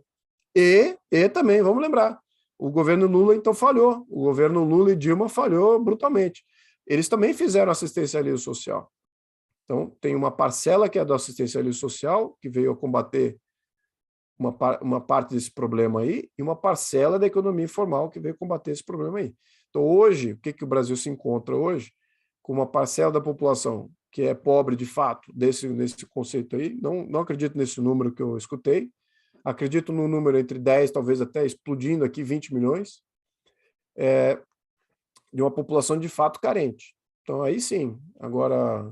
Deixa-me só dizer que eu, para poder ajudar quem nos está a ouvir, tive agora a ousadia, pedindo já desculpa ao Severino Paulo, de colocar na página da ECOD, no WhatsApp da ECOD, esse estudo completo. Isto não tem nada a ver com a ECOD. Mas pronto, deixei lá, porque como a maior parte das pessoas lá vão ver... Não, mas isto não tem nada a ver com a ECOD. Então pronto, depois se quiserem pôr isto... Aliás, este A segunda parte publicado na Folha de São Paulo. Uma Folha de São Paulo é a mesma coisa. Me fala aí um jornal comunista aí de Portugal, me fala um. É a mesma coisa que publicar ali não sei, fala um jornal comunista da Europa. Folha comunista. Você vai, claro que vai publicar algo assim, a Folha está virando panfletário até. A Folha era séria, até era um jornal de esquerda sério, agora está virando um jornal de extrema esquerda. Junto com o 24/7, junto lá com o Diário do Centro do Mundo, que é panfletário do Partido Comunista. Então, assim, é para ter que acessar dados que não... Eu diria que o IBGE é a melhor fonte. Tá? Olha o IBGE do governo e vê se isso corrobora, se bate esses estudos aí. Eu não vejo muita simbiose aí. Bom, você tinha mencionado outra coisa também, que eu até concordava. A segunda parte da tua intervenção eu concordei. Você falou com... O que você falou mesmo? Poderia repetir? Estava a dizer que se houver fraude eleitoral nestas próximas eleições, sim, como eu culpo haver fraudes eleitorais nas outras, culparei o Lula e quem o antecedeu. Se houver fraude agora, o único responsável terá que ser o Bolsonaro e a sua equipa, não pode ser outro, não é? Olha, e, portanto, ele sentir-se prejudicado com as eleições porque houve fraude. E essa fraude houve, só dada a ineficiência dele, a ineficácia dele, a incompetência dele, parece-me também demasiado absurdo. Então, o que acontece? A eleição, ela não é comandada pelo Poder Executivo. Ela é comandada pelo TSE. E o TSE, tentamos alterar o sistema eleitoral várias vezes. Eu fui até protagonista de vários projetos, Bia Kicis de outros, Felipe Barros de outros, o próprio governo de outros, e o TSE conseguiu barrar várias iniciativas de dar mais transparência no sistema eleitoral. É isso que aconteceu. Então, o governo não foi omisso em melhorar o sistema eleitoral, em transformar o sistema eleitoral em um sistema mais transparente. Não foi omisso. Ele foi impedido, assim como foi o legislativo, de querer mexer uma vírgula no sistema eleitoral. Temos o sistema eleitoral dos anos 90, com a tecnologia dos anos 90, com a obscuridade total do sistema, de como é que é feita a contagem, os algoritmos, desde os anos 90. Tentamos abrir esse modelo e você vê que a autarquia, que chama-se TSE, que é Tribunal Superior Eleitoral, impediu sucessivamente as iniciativas do Poder Executivo e as iniciativas do Poder Legislativo. Então, concordo que o governo tenha que fazer alguma coisa. Ele tentou fazer. Agora, quem impediu foi o Tribunal Superior Eleitoral. Então, só mas então ele beneficiou disso também quando foi eleito. Perdão? Será que o Bolsonaro beneficiou disso quando foi eleito? Ao contrário. Quando ele foi... Ao contrário. Na minha opinião, na opinião de muitos, e eu tive com empresários que me corroboraram isso, que são empresários da área de tecnologia, que identificaram exatamente o problema do algoritmo de contagem ali, na nossa percepção, de acordo com aquele documento que esses empresários haviam colocado ali em pauta, ele teria vencido no primeiro turno.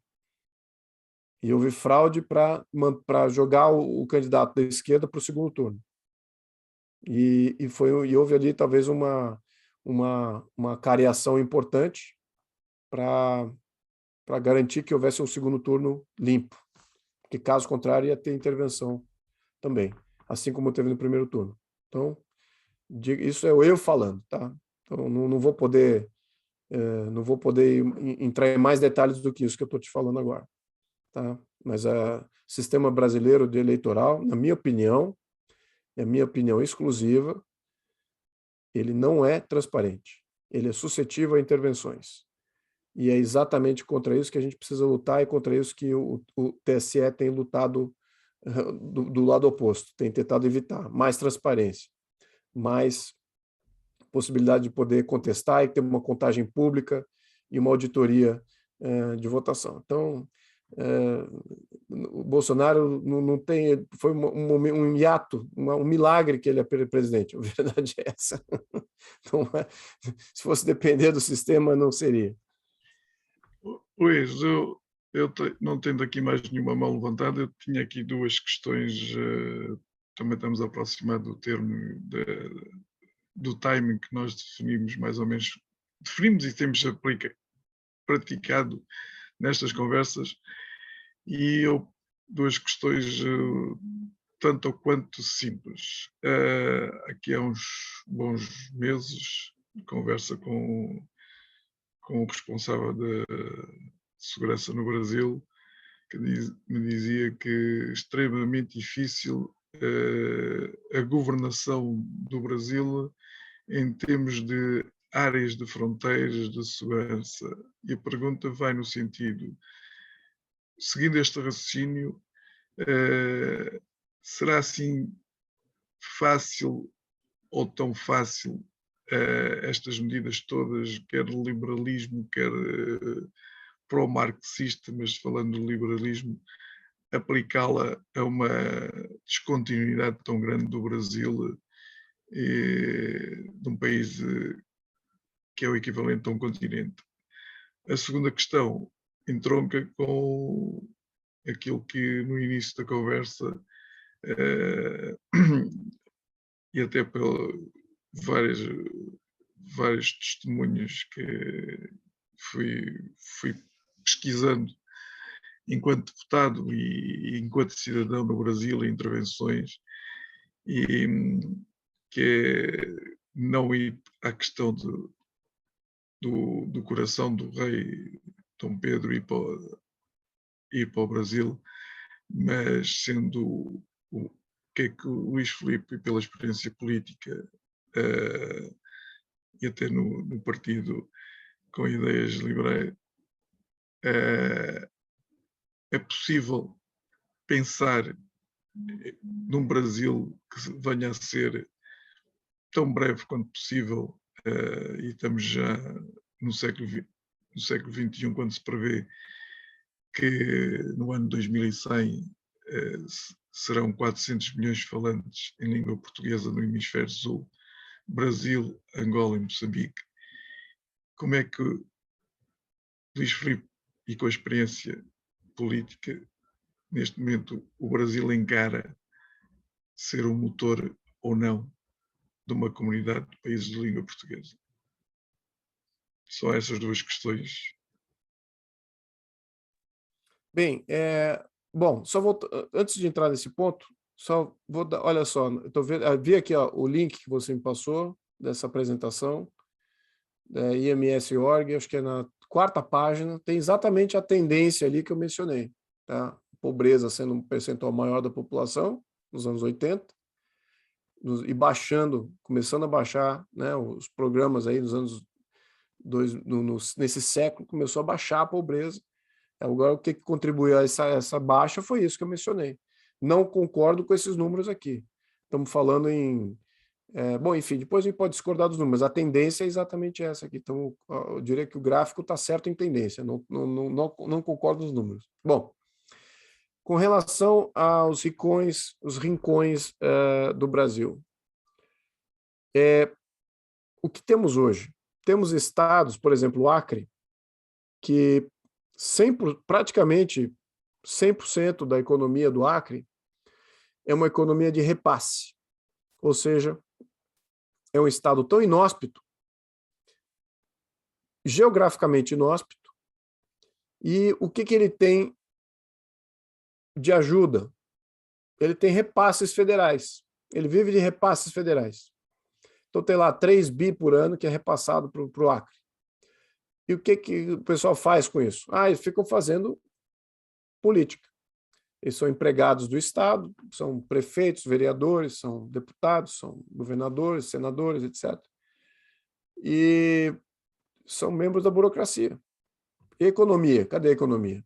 Impossível de você fazer negócio no Acre. Por quê? Porque o sistema tributário é um sistema oneroso e a regulamentação ela é federal. Então, o Estado não tem liberdade para se autorregulamentar. O que um modelo liberal permitiria? Que o Estado se desregulamentasse e permitiria, com um novo conjunto de leis, ser uma exceção às regras que existem no resto do Brasil, para poder se viabilizar. E aí o que acontece com essa exceção às regras? Você começa a viabilizar talvez interesses de empresários, de novos negócios e de fomentar alguma economia local que não seja a economia do Estado via repasse. E aí você fala assim, mas essa é uma visão extremamente liberal. Ah, é?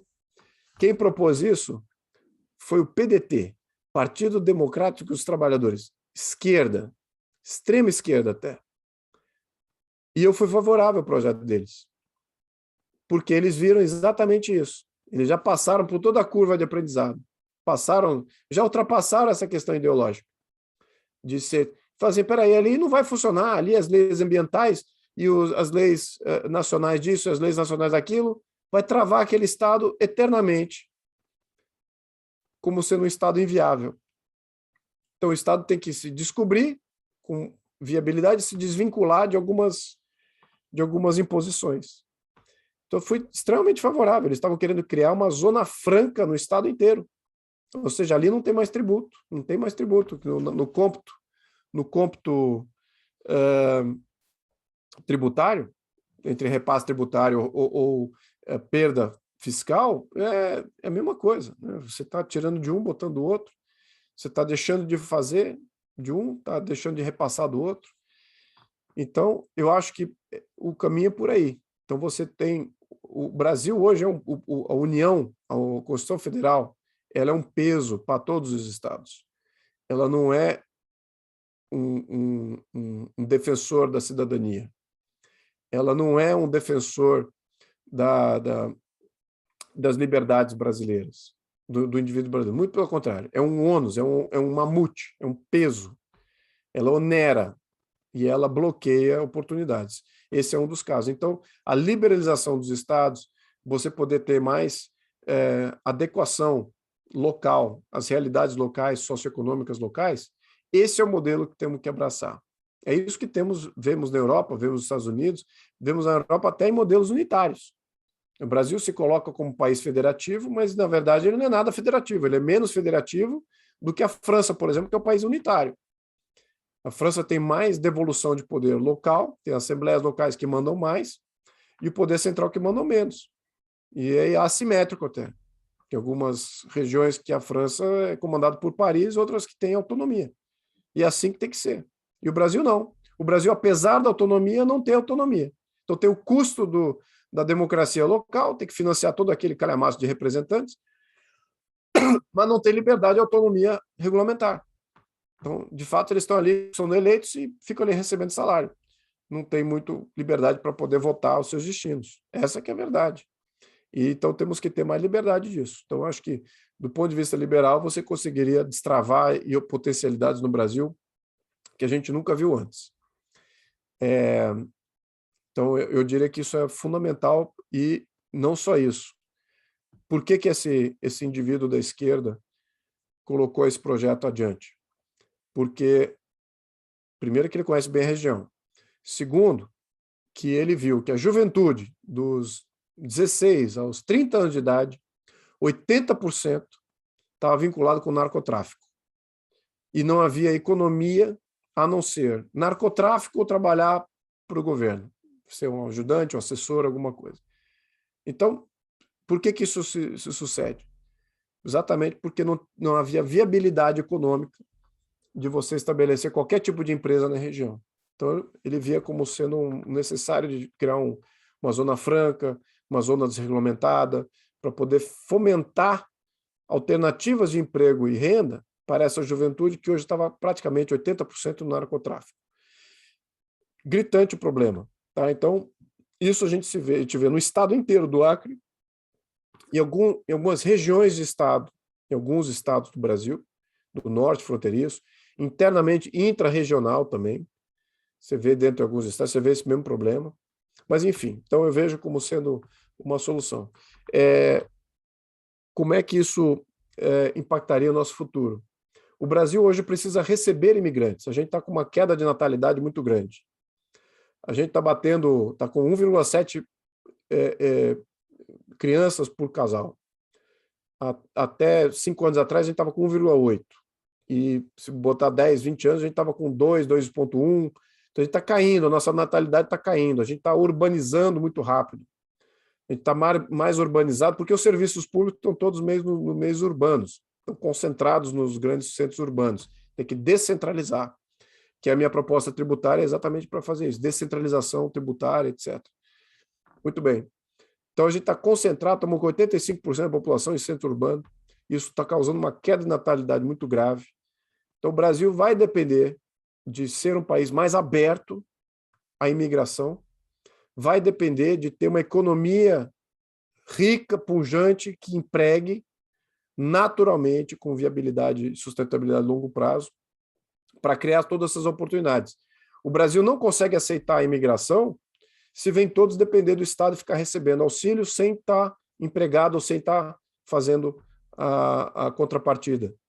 Então, temos que fazer isso, para que a gente seja ainda o bastião e que sejamos um líder da língua portuguesa, da civilização portuguesa e tudo, isso é uma pré-condição, é uma revolução econômica que a gente precisa ter. A saída desse modelo que a Europa já equacionou, alguns mais, outros menos.